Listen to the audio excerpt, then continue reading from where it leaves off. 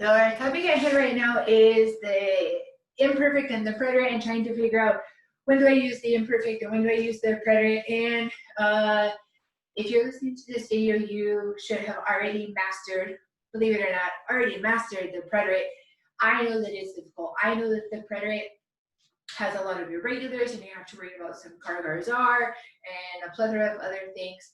But yes, you should have already mastered the preterite. So if you're thinking to yourself, oh wait, but I haven't mastered the preterite, maybe you should get on that and review just a little bit, pretty please, if possible. Please, for your own good, because the topic at hand for this class and for this lesson that we're in right now is really just giving you a brief review or a brief overview of what do preterite sentences sound like and what do imperfect sentences sound like. Please remember that you were also taught the imperfect. Some students tell me that they don't remember it, and generally the reason why the imperfect is not remembered is because it's kind of brushed over. The preterite you generally spend a lot of time on because the preterite is the first simple past, and there's so many irregulars and you have to talk about it so much and whatever. And then the imperfect is there are only 3 irregular verbs in the whole imperfect tense in the whole Spanish language, and the imperfect is generally easy. So sometimes people don't remember it because it was kind of just in passing. But it is very important to know when do I use the preterite versus when do I use the imperfect. I have some contention with different materials and textbooks and structures and whatever in the way that the preterite and the imperfect is usually taught. So the point of this video for you guys is really just to give you Stephanie's opinion and approach to the preterite and the imperfect, which is not a comprehensive like worldview of the preterite and the imperfect. It's just to help you break it down to the nuts and bolts, and kind of like if I don't remember anything else, at least let me remember this. So the first thing that I like to say is the preterite and the imperfect are both the past, right? So they're both the simple past in Spanish. That's the first thing, past. Second thing, whenever we are taught many things in Spanish classes, whether it be ser and estar, or por and para, or preterite and imperfect, so many things, we're generally given lists. And we're given a list of, these are all of the 29,000 different ways that, or conditions or situations in which you would have to use the preterite, and these are the 21,000 ways or conditions or situations in which you would use the imperfect. What happens is I know that students memorize those lists for a quiz or a test or whatever, and then they forget them because there's so many different bullet points under when do I use the preterite and when do I use the imperfect. So if you look up here, and we're going to get up here on the board in just a second, but if you look just under the preterite, I only have 2 bullet points. I guarantee you, if you go back and you look at all the different ways in which the preterite is used, you're going to find a hell of a lot more than 2 bullet points. The reason why I've broken it down to 2 is because for me, is it more complicated than this? Sure, but if I have to go between, let me try to explain all of the 29,000 bullet points of when we would use the preterite, and all of them but 5 or 3 or 2 or whatever may be forgotten, then that's just a waste of time for you to have rememorized it in the first place. So I wanted to break it down to its nuts and bolts. And if you don't remember anything else, at least remember this. So think about this as more of like a theoretical approach to the preterite and the imperfect instead of a grammar approach. So since you have already seen the preterite, and since you've already seen the imperfect, I'm not going to go over conjugations with you. I'm not going to write up on the board the preterite AR verb endings are a, haste, o, amos, aron. The preterite ER and IR verb endings iste, io, imos, ieron. Those are things that you should already know, including the irregulars. The imperfect for AR conjugations, aba, abas, aba, abamos, aban, and for the ER and IR, ia, ias, ia, iamos, ian. So this is not about going over over how do we conjugate verbs in each of these tenses. Again, this is just how do I distinguish one between the other, maybe in a different way than I have seen it in another class, or in a different way than my course materials might explain it to me. So my first contention that I have, or the biggest one that I have with the way in which many materials and instructors or classes or whatever present the preterite, let's say, is by giving you so many bullet points to memorize that it's just crazy.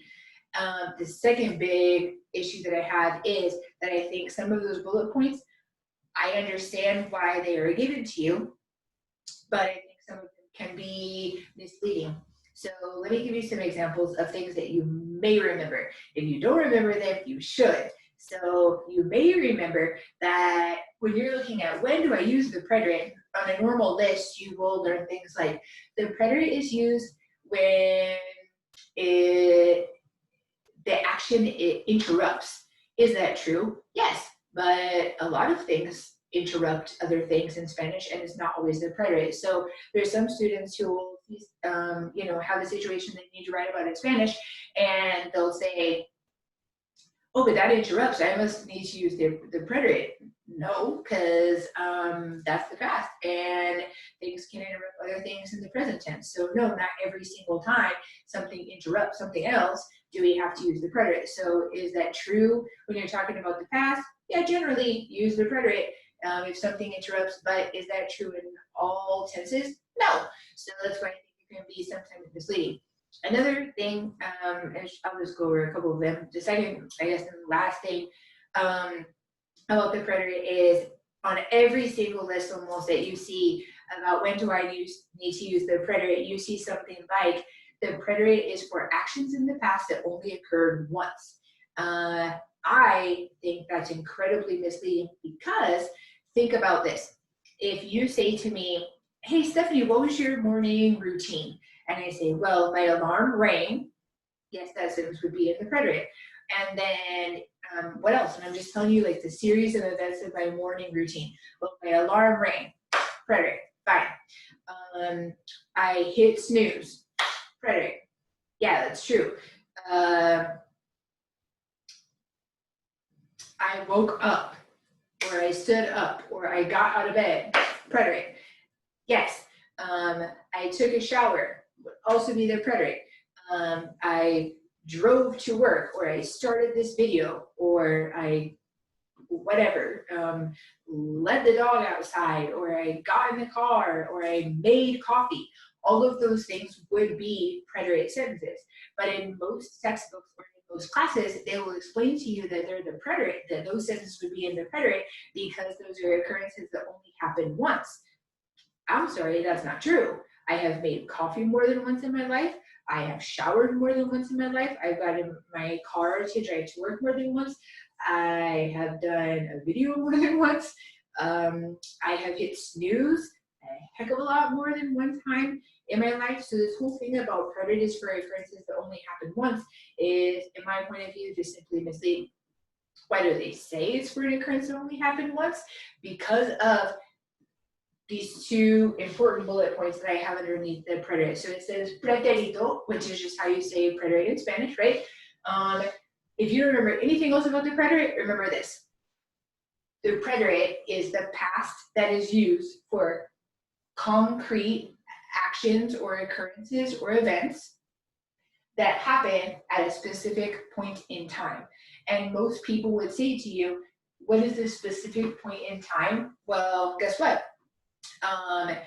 I hit snooze, I woke up, I took a shower, I got in my car, or I started the video, or I let my dog out, or I made coffee. All of those occurrences or events or actions in the past, not only are they concrete, but they all happened at a specific point in time.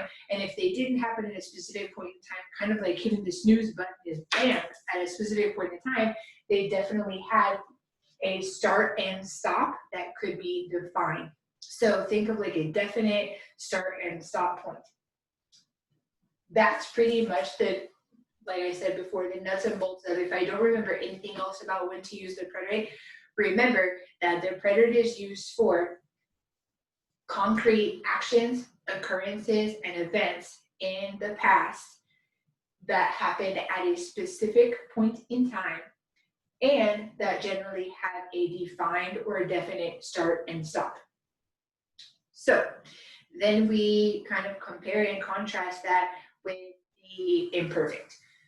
And then we're going to see where there's kind of a gray area. So the imperfect. I said a little bit ago that the imperfect is not hard to memorize because there are only 3 irregular verbs. If you're not quite sure what those 3 verbs are, is ir, ser, and ver. So ver, to see, ser, to one of the 2 B's, and ir, to go. So those are the only 3 irregulars in the imperfect tense. So let's compare, like, what are the nuts and bolts? Remember, I'm not putting down here, you know, like a bazillion different bullet points. I'm just putting in, like, if you don't remember anything else about the imperfect, remember this. So let's see kind of how this compares and contrasts. We say that the preterite is for concrete stuff in the past, occurrences, actions, events, whatever, that happens at a specific point in time. But the imperfect doesn't happen at a specific point in time. The imperfect happens over time or over a period of time. Many times, some separate bullet points that you would have in your materials or with an instructor, something like that might be, I have abbreviated, but the imperfect happens over a period of time, and these different lists that you're given might say that it is a habitual action in the past, or it's a repeated action in the past, or another way to say this is it's a repetitive action in the past, and that it's ongoing. Basically, just what they're trying to say with habitual, repetitive, and ongoing in the past is that it happens over a period of time. Generally, not with a specific start and stop like we have over here with the preterite tense. The other thing up here is we say that the imperfecto, the imperfect, sets the scene or gives description. So it describes in the past. What kind of stuff does it describe? It describes feelings and emotions and temporary states or temporary conditions. I will get to time and age in just a second, but so if I wanted to say, I don't know, I was tired, we're talking about a temporary feeling or a temporary state or a temporary condition in the past. And so I would generally be forced to use the imperfect whenever I wanted to say something like I was tired, because it is not such a concrete action or occurrence like the preterite, but rather the big thing to remember is that it is giving a description. It is describing my temporary state or my temporary condition, my temporary feeling or whatever in the past. I was tired is in the past, and it is a temporary type thing. So when you think, when am I supposed to use the imperfect? Think to yourself these 2 big things, and we'll get to the rest in just a second.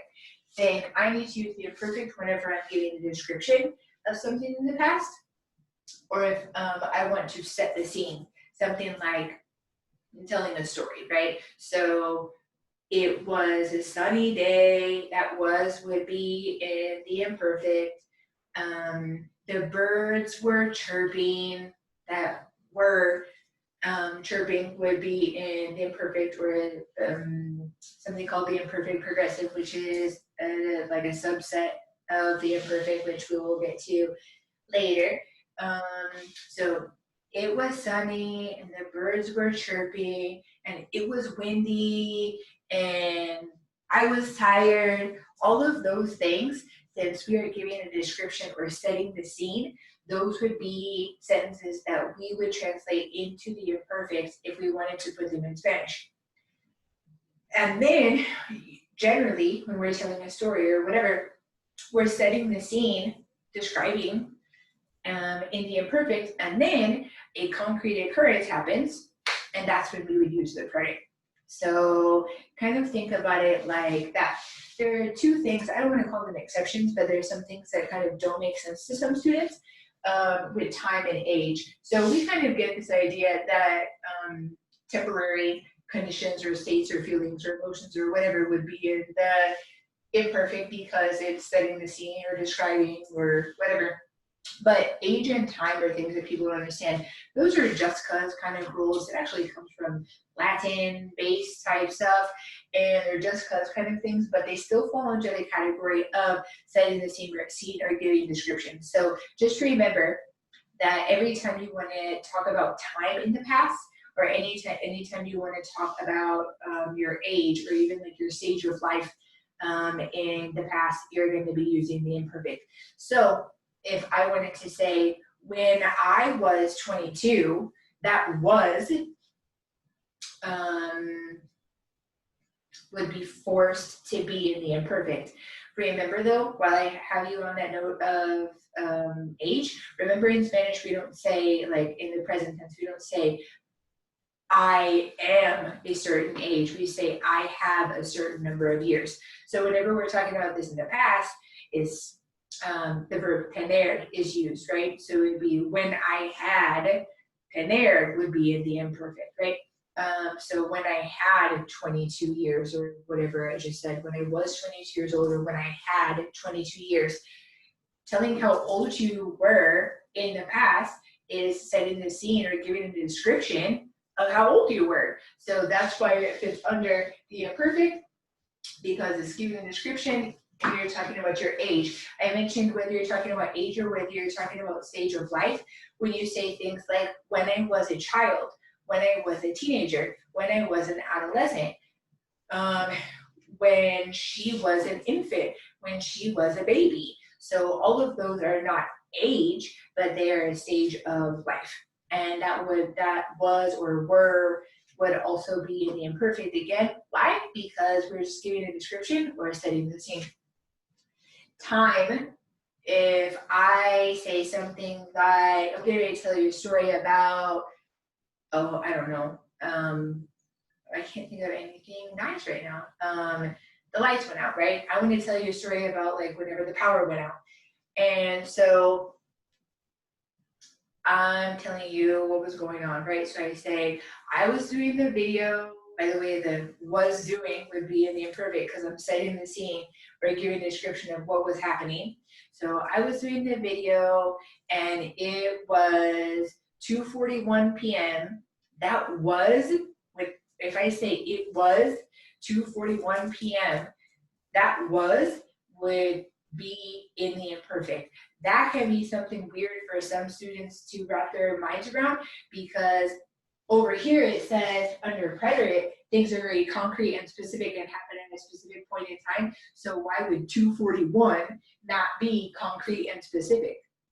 It's because this idea that the imperfect sets the scene and describes what things were like, what I was doing, what you were doing. It was sunny, it was raining, and therefore it was 9 a.m. or it was 1 p.m. or it was, whatever I said, 2:41 p.m.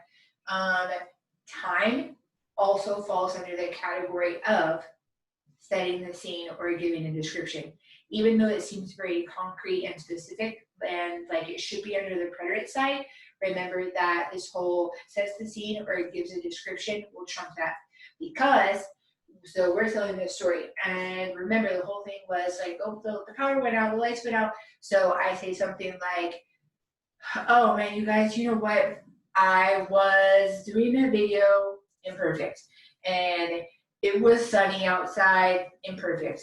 Oh, but it got really windy, and so it was windy, imperfect, all of a sudden. And I don't know what happened, but the lights went out. Bam.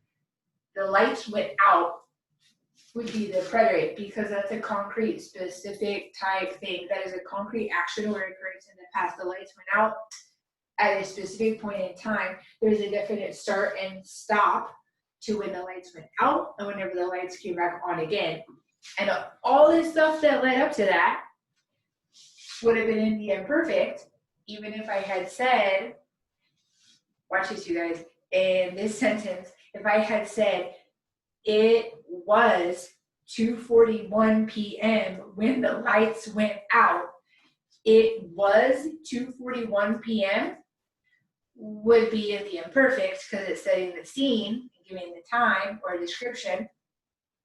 And then when the lights went out would be in the preterite. So just think about those quick little things like concrete specific type things, preterite, and setting the scene, giving the description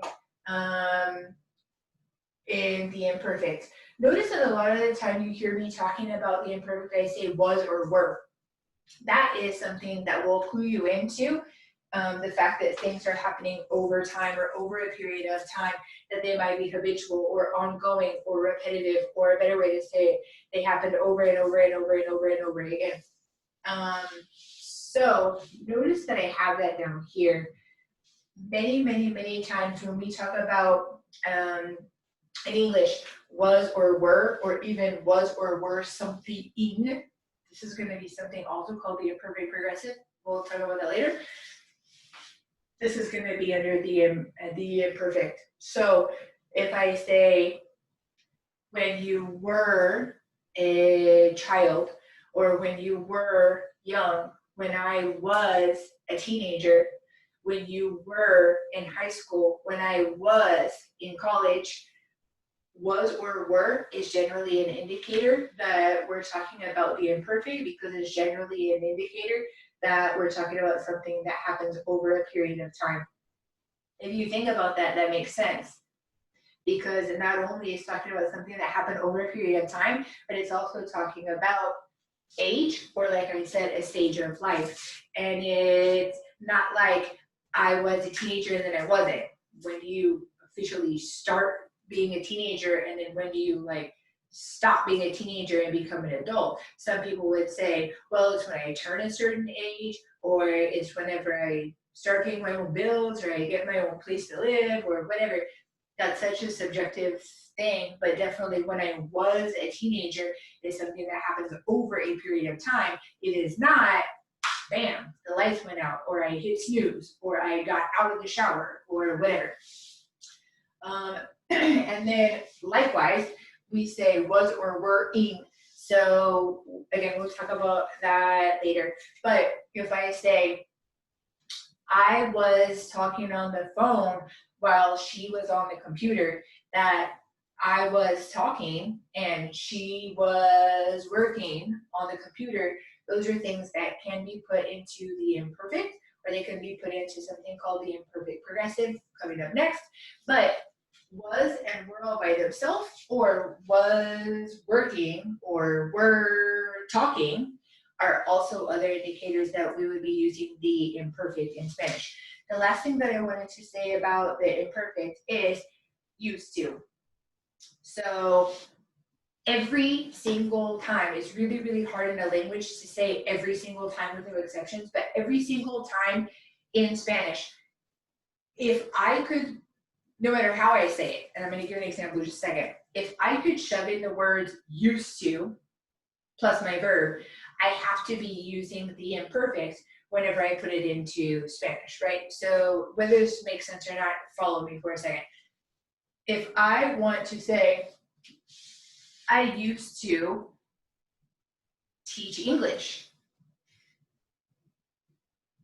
If I in my head am trying to figure out how to say it in Spanish, or if I'm writing a composition or something like that, and I'm thinking, I want to say, I used to teach English, and oh crap, am I supposed to use the preterite and imperfect, or what do I need to use?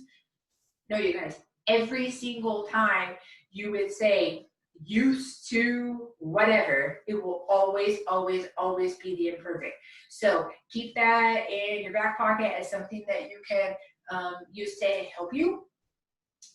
So I used to teach English. I would just put the word to teach, the verb to teach, I would conjugate it in the imperfect, and I would conjugate it based off of I. So if I said yo, and then I took the verb enseñar, to teach, and I put put that in the imperfect, enseñaba inglés, yo enseñaba inglés, that enseñaba, conjugated based off of yo, in the imperfect means used to teach. Please remember, every single time you want to say something used to happen or somebody used to do something, it's always going to be the imperfect. Better way to say it could never be the preterite. So this is like your checks and balances system. So I have this stupid little thing up on the board where I say, I played soccer. So whenever I'm doing an in-person class, I generally throw up on the board after we talk about something like this. And I say, okay, you guys, this means you get an A in the class or an F in the class. I'm going to write this up on the board. And you didn't have to put it in Spanish for me. Just tell me whether or not you would use the preterite or the imperfect to put that sentence in Spanish. And it means you get an A or an F in the class. I played soccer. As you listen to this video, think about what you would do. If I said to you right now, you want to say, I played soccer. And I say, would you put that in the imperfect or would you put that in the preterite? What would be correct? What would you do? And the answer is you don't know because you need more context because we have some gray area. So while none of these things up here that I have up on the board are ambiguous or misleading or there's no gray area about them, and that's why I focused on these and not all the other bullet points that often come along with preterite and imperfect. This is an example of a gray area, but kind of watch me and then we'll close out this topic of more of kind of like a blah blah way to look at preterite and imperfect instead of a very like let's conjugate sentences in the preterite and the imperfect, which you're already supposed to know how to do. So if I said, okay, I played soccer, would that be preterite or would that be imperfect? You should tell me, I don't know, you haven't given me enough information. That should be your answer to me. So if I say, okay, fine, you want more information? I'll give you more information. Let's pretend that someone in the class asked me, hey, Stephanie, what did you do last night? And my answer is, oh, last night I played soccer. Then what tense would it be in? And there is a right answer, and it can only be this. If the question is, hey, Steph, what did you do last night? Or what did you do last Saturday? And I say, and I want to say it in Spanish, I played soccer, 100%, no confusion about it, it would have to be in the preterite. Why? Because I am talking about a concrete occurrence or event when I played soccer, that one time last Saturday or that time last night that I played soccer. And when I played soccer last night or last Saturday or whatever it was, I started playing soccer at a specific point in time and I stopped playing soccer. We got tired, went home, we're done. And so, hey, what did you do last night? I played soccer, translated into Spanish, must be the preterite. But if we change the scenario and we go back a couple of minutes and I say, okay guys, I played soccer, should it be in the preterite, should it be in the imperfect? And you say to me, nope, we don't have enough information. And I say, fine, you want more information? I'll give you more information. Here's a scenario. What did you used to do whenever you were younger? Or whenever you were a teenager, what did you, I don't know, enjoy doing? So what did you used to like to do? Or what sport did you used to play? Then there is no ifs, ands, or buts about it, no confusion whatsoever. If the context then is, what did you used to do when you were younger, or what did you do when you were younger over a period of time when you were younger or at a certain stage of life, what did you used to do? My answer could still be in English, oh, when I was young, I played soccer. But watch this. Whenever we were talking about for an ongoing period of time, I played soccer the whole time that I was a certain age, or the whole time I was a child or an adolescent or a teenager or whatever. I used to play soccer, and that seems like a very repetitive thing. It feels like I did it all the time because I did it over and over and over again whenever I was younger.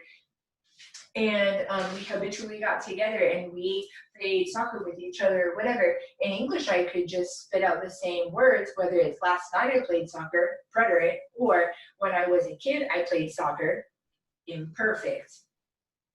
What's our checks and balances?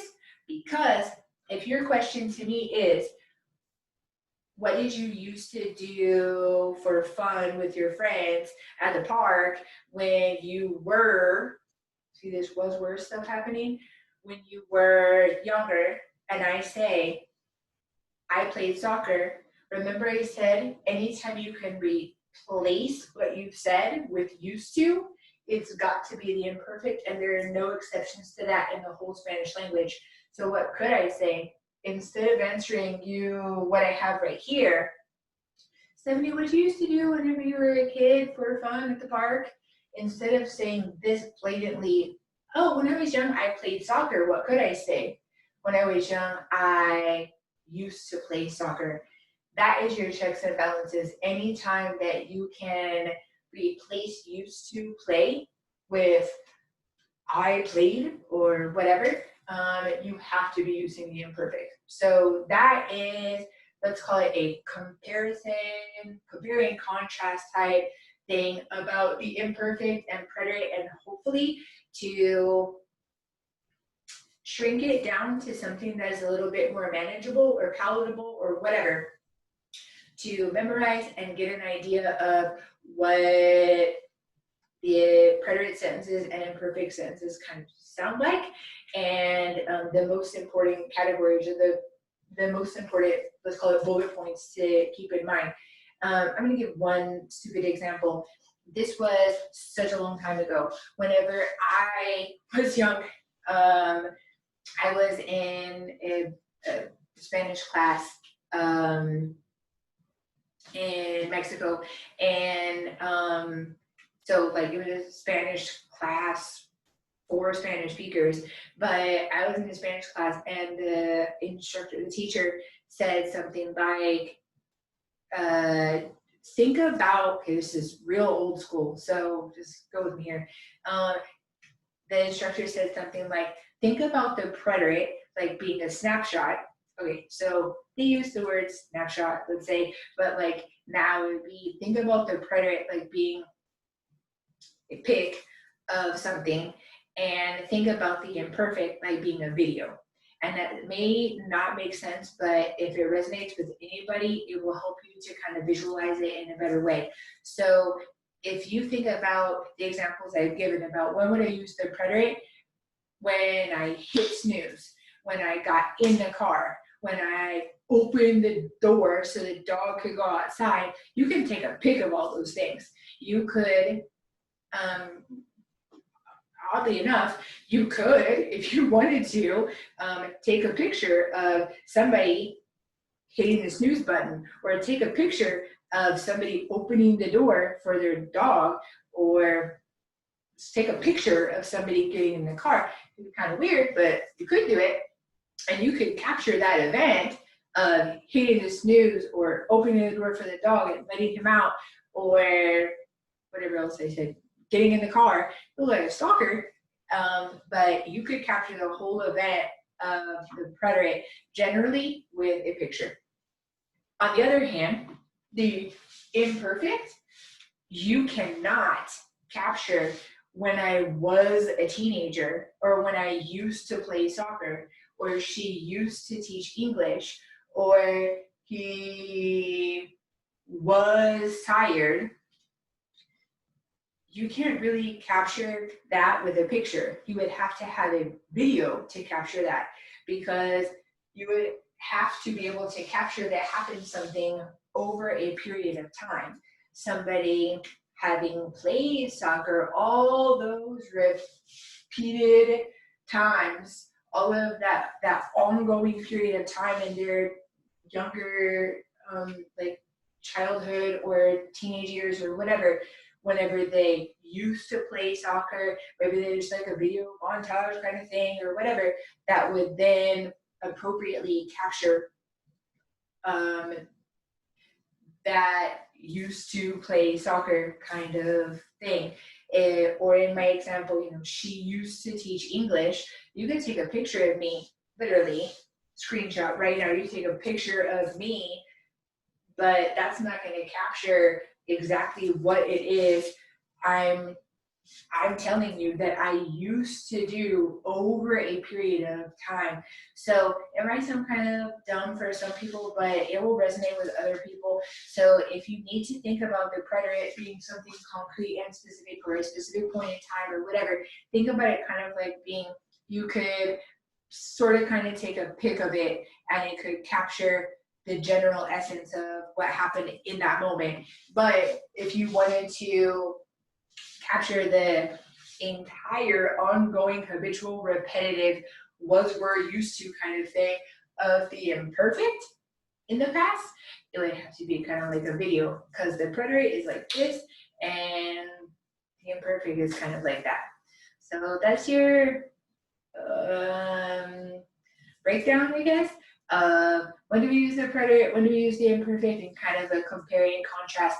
Please make sure that you are memorizing those 3 regular verbs that I mentioned previously in the imperfect: eared, stared, and ver. And you should already know everything there is to know about the preterite. So review all of that, all of the irregulars in the preterite, but more than anything, make sure that you understand kind of the general when do I use them that we have up here on the board. And yeah, so there's more stuff coming up that's related to the imperfect, but that is not the imperfect. And we'll be back to that.